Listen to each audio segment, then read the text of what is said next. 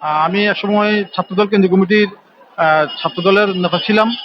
ছাত্রদল কেন্দ্রীয় কমিটির অন্যতম সদস্য ছিলাম। এরপর পরে আমি আবার চলচ্চিত্রে বেশ কয়েকটা ছবিতে ছায়ানট হিসাবে অভিনয় করেছি। আমার বর্তমান উদ্দেশ্য হলো যে আমাদের বর্তমান যে ইউনূস সরকার, ইউনূস স্যারের যে আপনার উপদেষ্টা পরিষদ, এই পরিষদের সদস্য হতে চাই।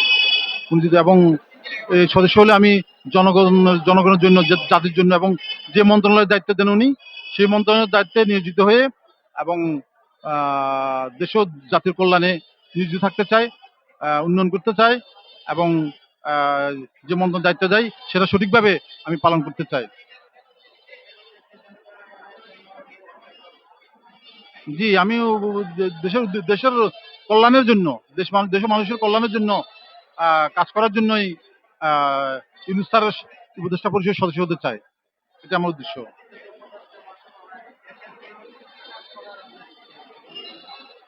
দেশের জন্য যদি আমার যে মন্ত্রণালয় দেয়, এখন মন্ত্রণালয় যেটা দিবে, যে মন্ত্রণালয় দিবে সেই মন্ত্রণালয়ের উপর নির্ভর করবে আর কি।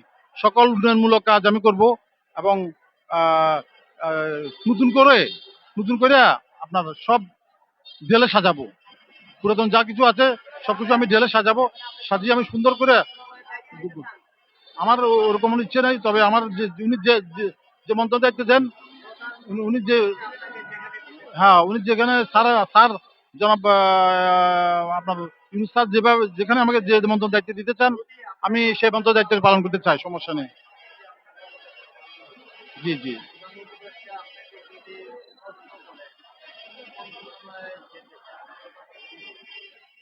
আমি আসলে আপনার শিক্ষা মন্ত্রণালয় হলে আমার জন্য ভালো হয়।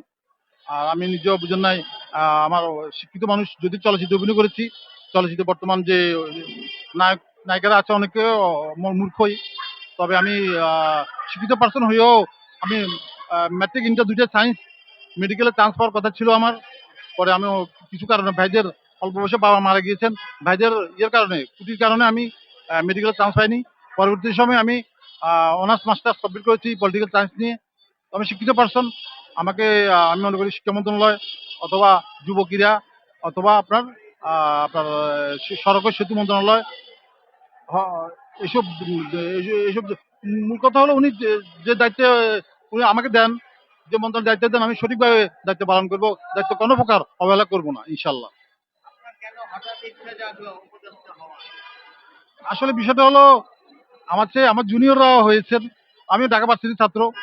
তো সে বিষয়ে আমি আবার পৃথিবীর কলেজে পড়াশোনা করেছি। তো হঠাৎ করে আমার আসলে বিষয়টা হলো, আমি চিন্তা করলাম যে দেশের জাতির জন্য, দেশের জাতির কল্যাণের জন্য যদি করতে হলে অবশ্যই আমাকে উপদেষ্টা হতে হবে।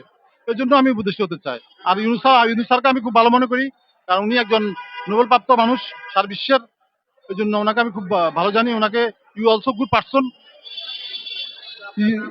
You also good person. আমি সোহান।